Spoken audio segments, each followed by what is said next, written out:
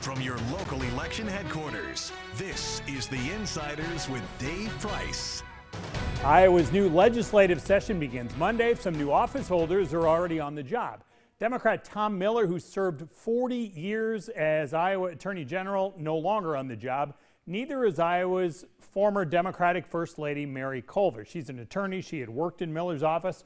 Republican Brenna Bird defeated Miller last November. He asked Culver and 18 others from the office to resign so she could bring in her own people. Here this week, she shares her priorities.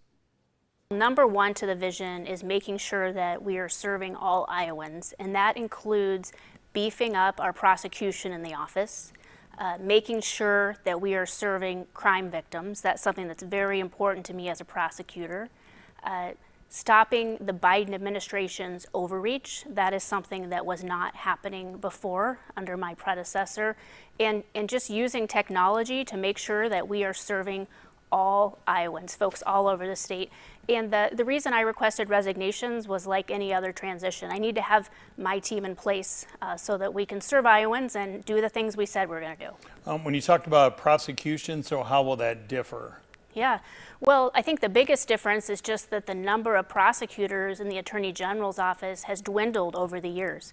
And we need more all-star prosecutors that can go around the state to prosecute those tough crimes, whether it's public corruption or murders or sexual assault or sexual abuse of a child, those types of cases. We need to be ready and able to take those cases on.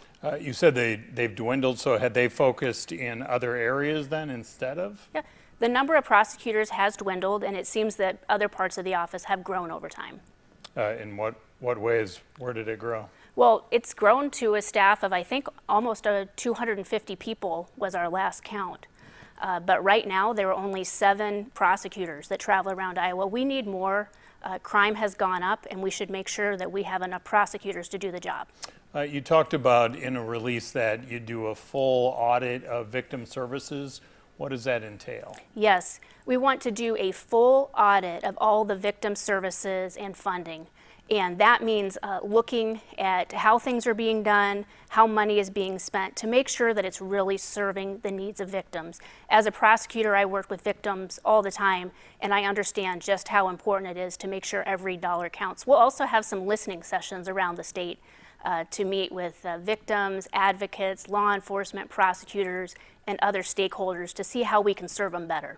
And so is the thinking that we as a state are not providing enough services to the victims, or what are you thinking early on? Well, early on, I'm thinking that we can be doing a better job, yes. You've talked about you're basically doing the full Grassley.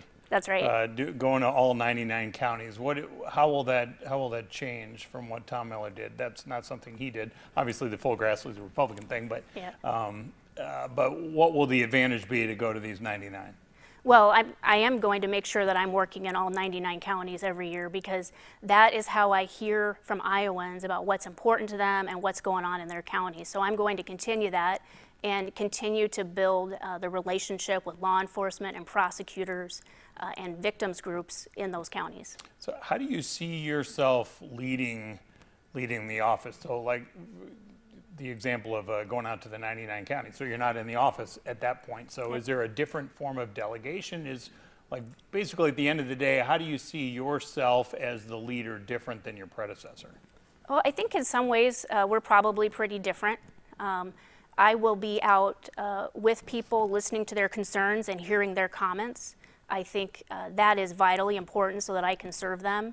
And there's a lot of ways to work from the road. I mean, I will be using a laptop and a cell phone, and just like I did on the campaign trail, working between those stops. So, you know, I think even though the capital is Des Moines, as Attorney General, I want to make sure that all of Iowa knows that I'm working for them, not just in Des Moines.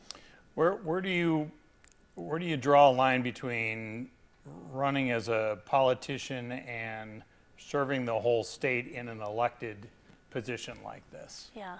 Well, you know, number one is that I believe as Attorney General, I serve all of Iowa, whether they voted for me or not. It's my job to work for them and to serve them, and that's what I intend to do.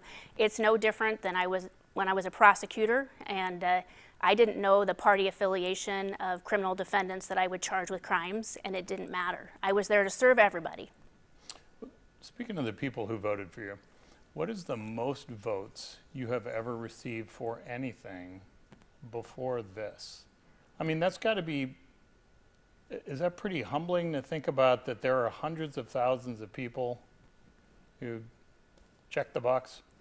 It is, and you know, some of the most humbling things too are all the people that just work so hard to make it happen because they care, and that means a lot to me. You know, knowing that when I'm meeting somebody and they tell me that they voted for me and that their son or daughter is a police officer and that they appreciate that I back the blue, I mean, that just touches my heart, because that's somebody that I didn't have a chance to meet on the campaign trail, but they still voted for me, and I appreciate that.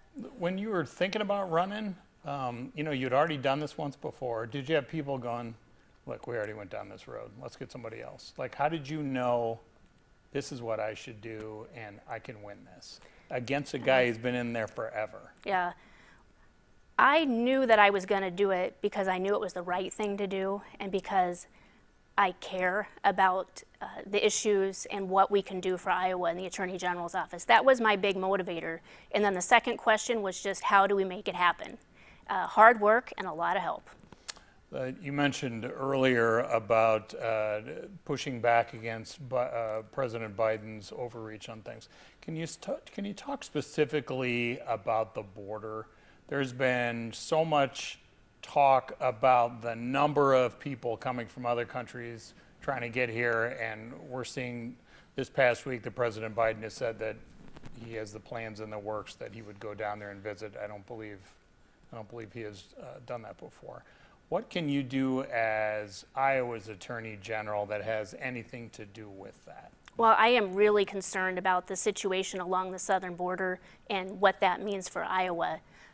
With the problems that we have there with the drugs and the human trafficking, it's making every state into a border state. And we're certainly seeing drugs in Iowa, I think, as a result of our open borders. And that is troubling, especially when we're thinking about the damage that does, whether it's methamphetamine or whether it's fentanyl that is killing people. You know, just one dose can kill someone. The border is a serious situation, and I think that it is the responsibility of the federal government to secure the border, and they are failing.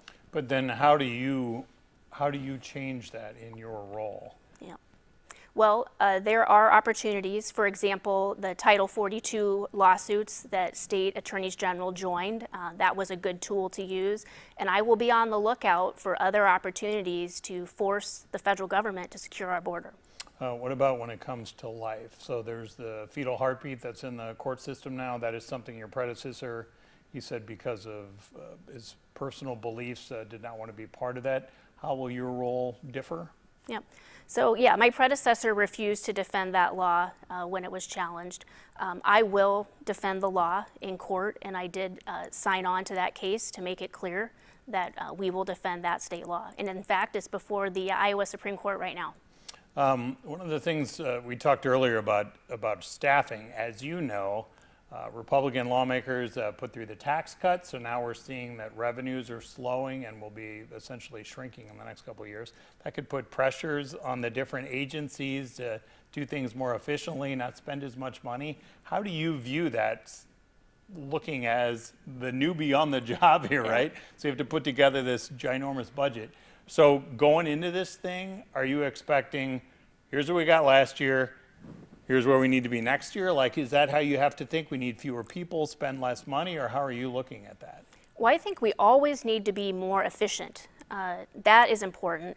But we also know that the Attorney General's office over time has lost prosecutors, you know, needs to be beefed up in some areas. So I will be going to the legislature to ask them for their help, for their funding, so that I can hire the prosecutors and investigators that we need, and make sure we have the right legal team for the state. We'll also look for ways to be more efficient so that we're very careful with those taxpayer dollars. So at the end of the day, do you think you'll have, are you looking for a bigger budget than he had, or is it just a different budget? I think it will be a budget increase because I need to add top prosecutors. I need to add lawyers who will hold the Biden administration accountable, and all of those things cost money. We're going to be careful with taxpayer resources, but I know that those are things that Iowa needs. So is your focus more federally then? Hearing you say that? I focus both on the state and I focus on the federal government when they go too far, because it's the job of a state attorney general to hold the federal government accountable when they go too far on behalf of the state. Now, a big priority for Iowa's returning governor is a returning idea, maybe with a new twist.